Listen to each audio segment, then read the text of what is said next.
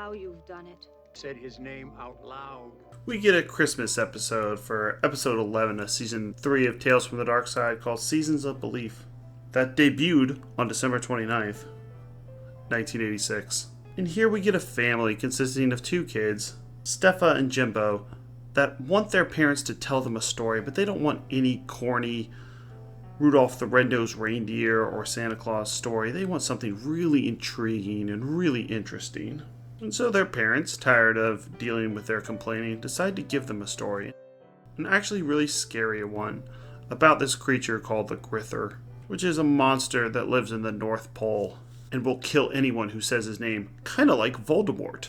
Don't say the name Voldemort in Harry Potter, and don't say Grither, or else he might come and get you. But how exactly do you talk about this story and not say the name Grither?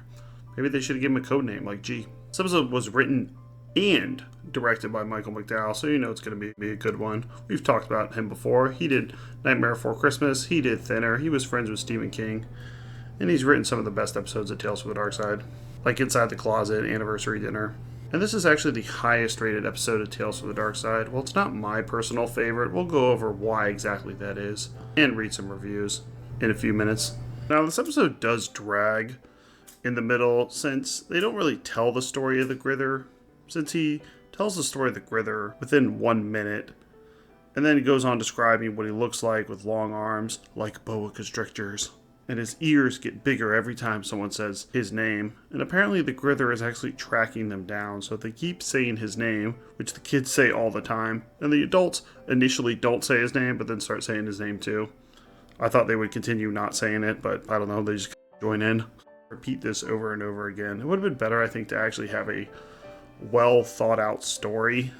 The whole episode is going to take place in this one room and unfold in real time. And you might as well have an engaging story that develops the Grither, but you really don't get that. He lives in the North Pole and he kills people. That's pretty much it. But they do have this thing that happens throughout the episode where he keeps getting closer and closer. The parents keep telling him that the Grither is actually getting closer to their location. If he keeps saying his name, he gets closer. And that does help build tension. You know something's going to happen at the end. And the ending is shocking. I actually thought initially that the Grither didn't exist and the parents were going to try to scare them or something like that was going to happen. Well, no. This is Michael McDowell we're talking about. And we know that Michael McDowell loves his monsters. And we also get to hear the parents play this terrible song.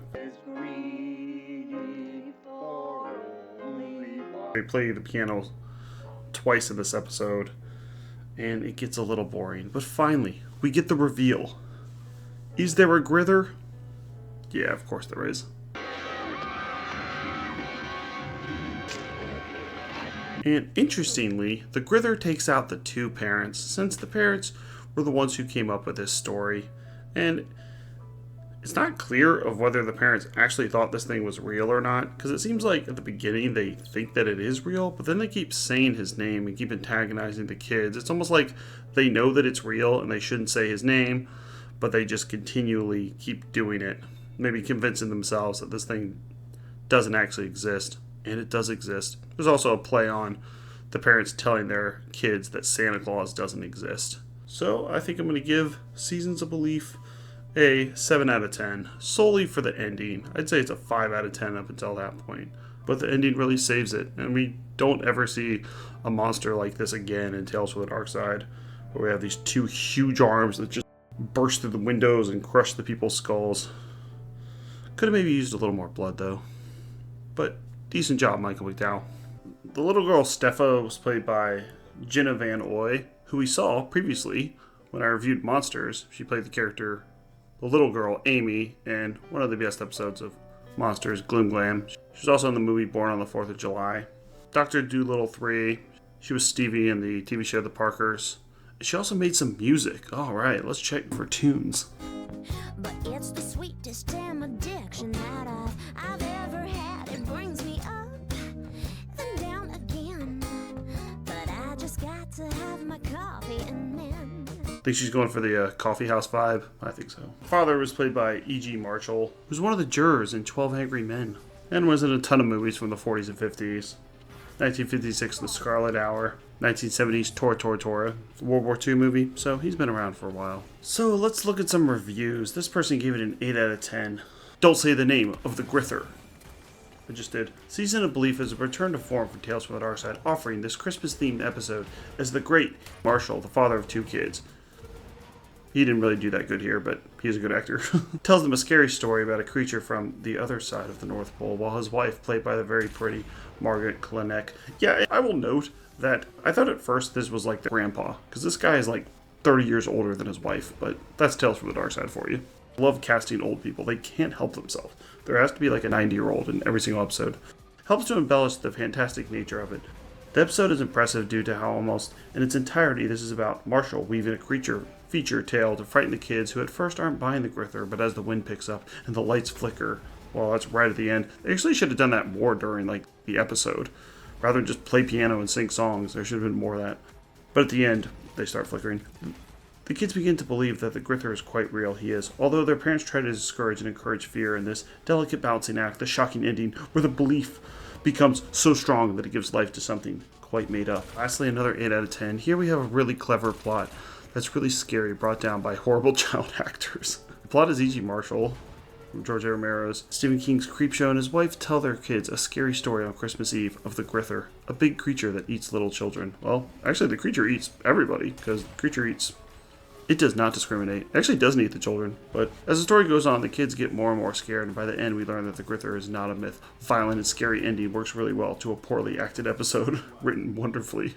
So they hated the acting, they liked the writing. I would say the acting was average and the writing was most Tales from the Darkside, but for Michael McDowell, he's done better. But the ending, damn, those things just crashing through the walls unexpectedly. I loved it. Alright, well next up is Miss May Dusa, a noir-themed episode. It really doesn't feel like Tales from the Darkside, and that is a good thing. It hides its low budget well, and this one is also scary and has a shocking ending. I think this one's a lot more consistent all the way through. The thing is dark. Like, literally it's dark. You can barely see what's going on. But this episode's a really good one. I like it. And check out our playlist for all the other episodes of Tales from the Darkside. We're more than halfway through the series. Black Mirror, Fear Itself, Monsters, Mystery Science Theater 3000, and Cowboy Bebop. Thanks a lot.